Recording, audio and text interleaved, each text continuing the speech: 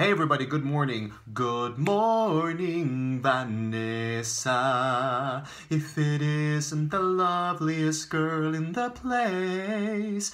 By the way, if you haven't listened to the musical In the Heights, stop this video right now. Go and check out the original Broadway cast recording for In the Heights by Lin-Manuel Miranda. He is the creator of Hamilton and many other wonderful things.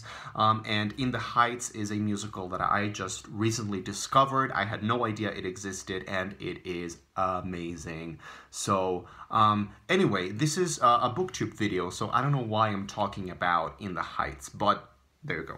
So hello, good morning, my name is Juan. I am just one reader, and this video is kind of a combination of two videos that I have really been wanting to do. Two book tags that I've been really wanting to do. One of them is the Grab and Gab book tag, which was created by Sean the Book Maniac, and it has been done by Steve Donahue and many others, and I haven't done it. And the other booktube video, book tag that I wanted to do was the 5-star predictions that was started by Mercedes from Mercy's Bookish Musings. I already did one of those, one video of my 5-star predictions, and I have read some of the books that I mentioned in that video. I read the first book in the Life Ship Traders trilogy by Robin Hobb. I didn't like it. I gave it 2 stars. I am currently reading Fates and Furies by Lauren Groff, which I mentioned in that predictions video, and I am not sure what else I've read, but I figured I want to do a second round nonetheless. I want to do another round of 5-star predictions. Now, this whole video that I'm doing right now, I decided to do it because I was, just right now, I was watching the latest wrap-up from Chris, from the channel Chris Bookish Cauldron, or something like that. I always forget the name of his channel, but you know who I'm talking about. And he mentioned in his wrap-up some books that I own and that I've been really excited to read, but I just never pick them up, and I never pick them up, and I just keep postponing them and postponing them and postponing them. So he mentioned At the Mouth of the River of Bees by Kai Johnson, and he mentioned another one. He mentioned, what was it? The Doll's Alphabet by Kamila Grudova. So these are books that I pretty much know or expect that I am going to love, but I never read them, and I came to the realization that this is a problem. This happens to me quite a lot. There are a lot of books on my TBR that I keep pushing and just I never read them because I figure I would rather idealize them and sort of keep them there on the shelf intact instead of actually reading them, because if I read them, there's a risk that they might not be as great as I have pictured them in my head, and so it's like breaking the illusion, breaking the perfect illusion in my mind. So I decided I have to do something about it. So I've decided to make a combination of the Grab and Gab book tag and the My 5-Star Predictions videos, and I have here some books that I want to show you that I predict will receive 5 stars from me. So these are my 5-star predictions, round 2. But also, these are books that I will add into my TBR for the remainder of 2017. So these are books that I have to read before the year is out. So I'm just gonna start and show you the books. The first one is Fingersmith by Sarah Waters. This has been recommended by a lot of people that I really trust and really like their taste.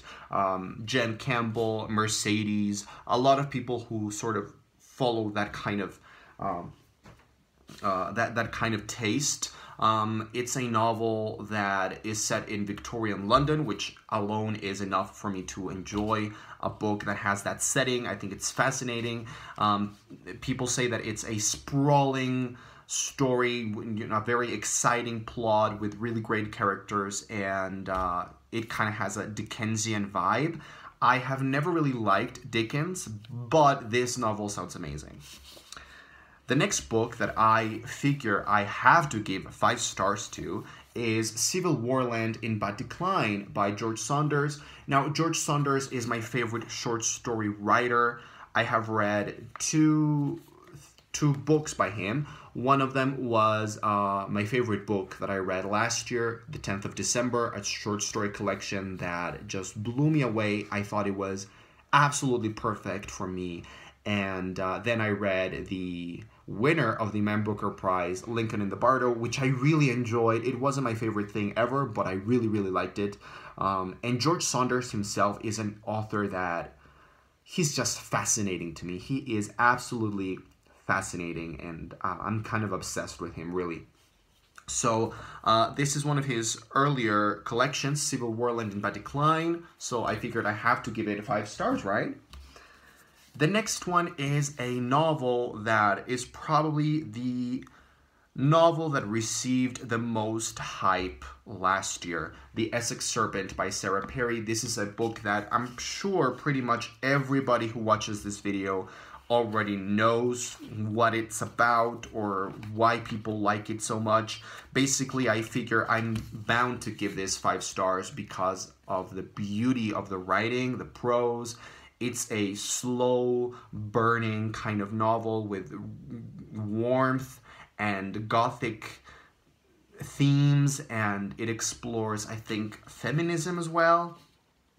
And the characters are supposed to be amazing. So The Essex Serpent, and also the cover, like, I'm not even going to pretend I don't like the cover because that cover is enough. So the next one is a novel that by an author that I'm feeling really confident that I will like this author's work, and this is Toni Morrison's The Bluest Eye. I own this one and Beloved by Toni Morrison, but for some reason, I just want to read this one before reading Beloved.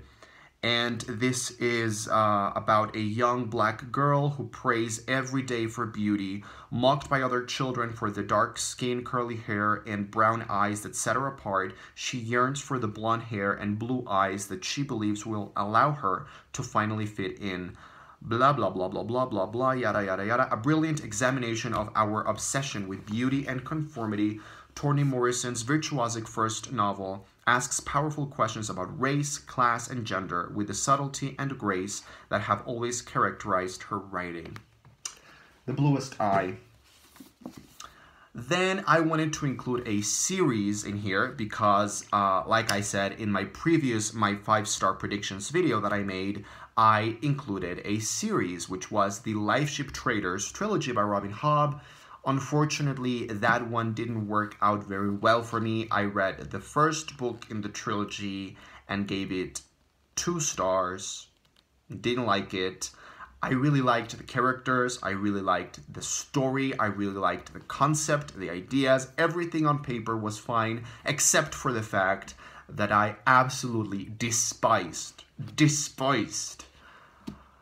Robin Hobb's writing style. And I know this is probably the most controversial thing that I have said on BookTube in front of a camera in the past year, because everyone seems to love Robin Hobb. Like, they love her. Like, we love you, we love you. They love her. And I am pretty much the only person that I know who hasn't loved her. And not only did I not love her, I hated the writing. So I just couldn't do it. I did finish the first book, but I gave it 2 stars and I stopped.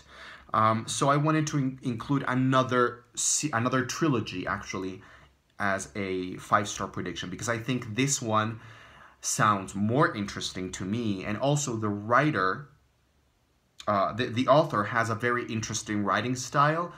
So this is the Mistborn trilogy by Brandon Sanderson. This is another really hyped trilogy. It is sort of a high fantasy And Brandon Sanderson is an author that I already know. I already read one of his middle grade books, Alcatraz something, The Evil Librarians in Alcatraz or something. And I absolutely adored the writing style, so here's hoping. I don't want another Robin Hobb disaster. And the last book that I have to show you guys in this video today is a novel that I haven't heard a negative review of or a negative opinion at all about this book. Everyone seems to think this book is like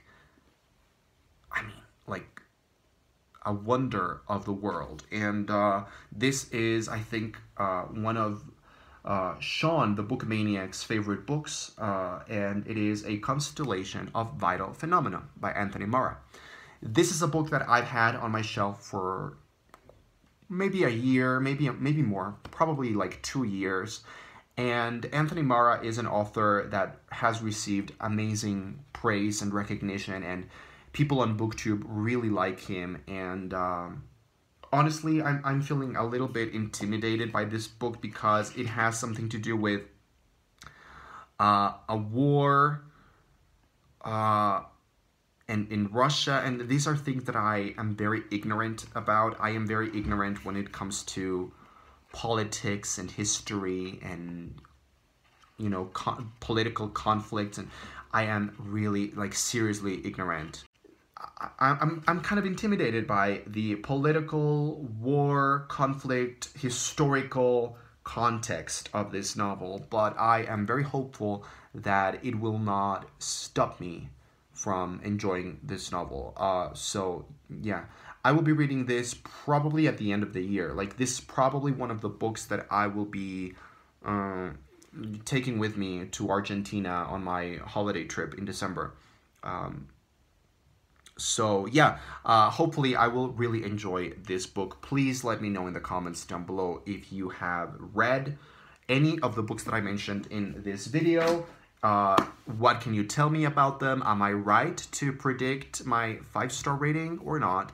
And yeah, I will see you next time. Thanks for watching.